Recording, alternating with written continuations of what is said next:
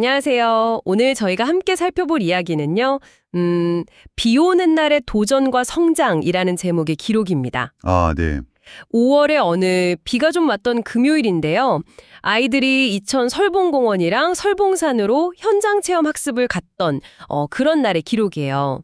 날씨는 좀 굳었지만 그래도 아이들 웃음소리는 끊이지 않았다고 합니다. 네, 흥미로운 기록이네요.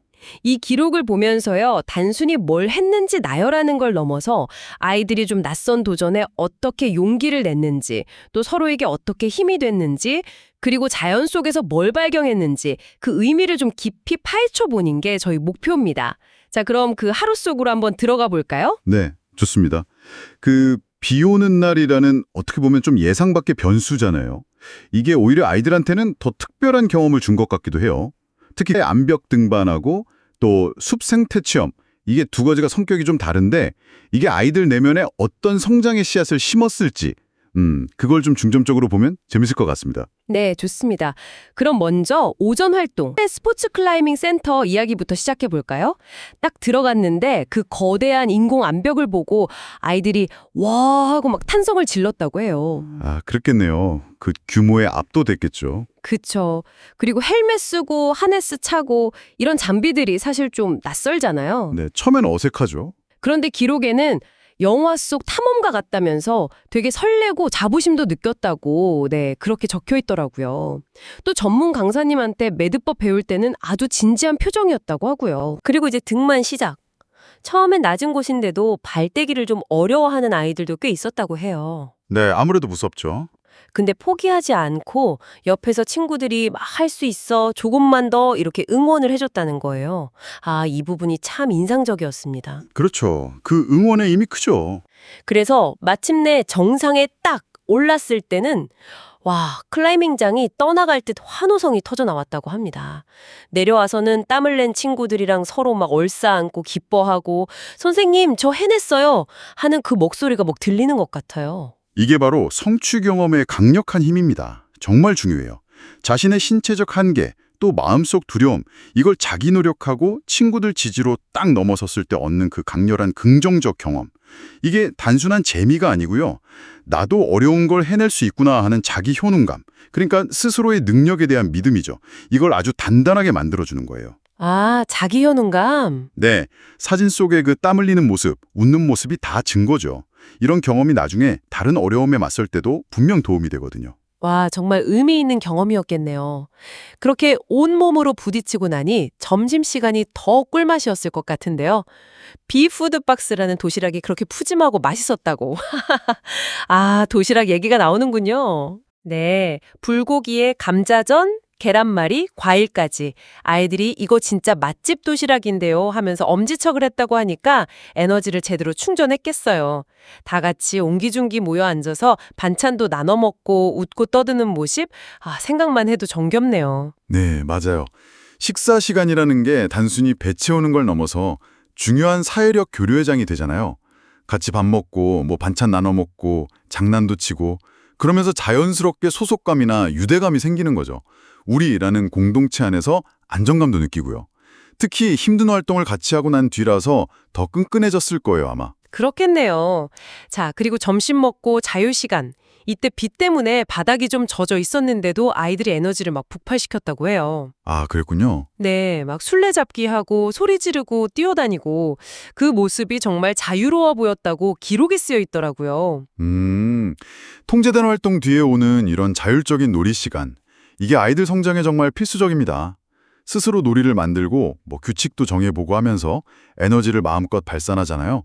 그 과정에서 스트레스도 풀리고 창의성도 자극받고요. 네, 맞아요. 근데 여기서 흥미로운 건 그 비 오는 날씨라는 환경적 제약이 있었는데도 아이들 그 놀이 본능 앞에서는 이게 큰 문제가 안 됐다는 거예요. 아, 그러네요. 어쩌면 약간의 불편함이 놀이를 더 재밌게 만들었을 수도 있고요. 하하, 그럴 수도 있겠네요. 자, 이제 오후 활동으로 넘어가 보겠습니다. 설봉산 숲으로 갔는데요. 숲 해설사 선생님과 함께 생태 체험을 했어요. 숲에 딱 들어서는 순간부터 공기가 달랐다고 하는데요. 흙냄새, 바람에 나뭇잎 스치는 소리, 또 새소리까지. 아, 오감이 깨어나는 곳이죠. 네, 정말 살아있는 배움터였다고 표현되어 있습니다. 나무 나이테 세어보고 비슷한 식물 구별하는 법 배우면서 아이들 눈이 막 호기심으로 반짝였다고 해요. 질문도 끊이지 않았다고 하고요. 바로 이 지점이죠. 교실 밖, 이 실제 자연 속에서의 학습은 아이들의 오감을 전부 깨우거든요. 책이나 화면으로만 보던 걸 직접 보고, 만지고, 냄새 맡고, 들으면서 온몸으로 배우는 거죠. 이게 진짜 알무로 이어지는 과정이에요. 아, 그렇군요. 질문이 많았다는 건 아이들이 그냥 수동적으로 따라간 게 아니라 능동적인 탐구자로서 참여했다는 아주 명백한 증거고요. 네, 특히 자연 망원경이라는 도구로 숲을 자세히 들여다본 활동이 인상 깊었다고 해요. 자연 망원경이요? 네, 그 작은 렌즈를 통해서 평소엔 잘 안 보이던 새 깃털 색깔이라든지 풀잎 끝에 맺힌 작은 물방울 같은 걸 발견하면서 자연과 조용히 교감하는 시간을 가졌다고 합니다. 아, 재밌는 활동이네요. 그리고 미끄러운 숲길 내려올 때는 누가 시키지 않았는데도 서로 손을 잡아주고 이끌어주는 모습도 보였다고 하고요. 그 자연 망원경 활동, 관찰력하고 집중력을 키우는데 아주 좋은 방법입니다. 일부러 시야를 좁혀서 특정 대상에 몰입하게 하니까 평소에 무심코 지나쳤던 자연의 어떤 섬세함, 생명력 같은 걸 발견하게 되는 거죠. 네네. 그리고 숲길을 함께 걷는 경험, 그 자체가 배움이에요. 서로 보폭 맞추고 좀 위험하다 싶으면 손 내밀어주고 이런 행동 속에서 협동심, 배려심이 그냥 말없이 길러지는 거죠.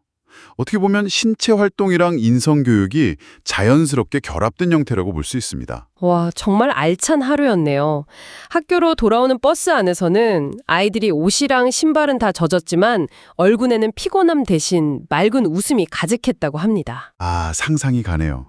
글을 쓴 분은 이 하루가 단순한 체험학습이 아니라 어떤 한계를 경험하고 또 우정을 확인하고 자연의 소중함까지 배운 삶의 수업이었다 이렇게 평가하시더라고요. 함께 땀 흘리고 웃고 도왔던 모든 순간이 결국 성장의 밑거름이 된 거죠. 맞습니다. 이 기록은 정말 좋은 체험학습이 어떤 건지 잘 보여주는 사례예요.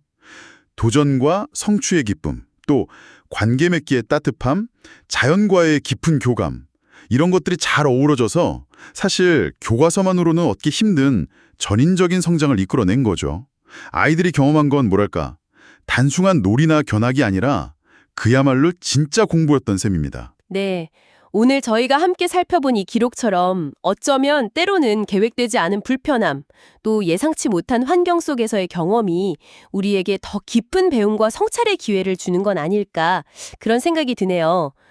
여러분의 일상 속 비 오는 날의 도전은 무엇이었는지 혹은 앞으로 어떤 도전을 마주하고 또 성장할 수 있을지 잠시 생각해 보시는 것도 좋을 것 같습니다. 네, 좋은 질문이네요. 저희는 다음 시간에 더 흥미로운 이야기로 찾아뵙겠습니다. 감사합니다. 감사합니다.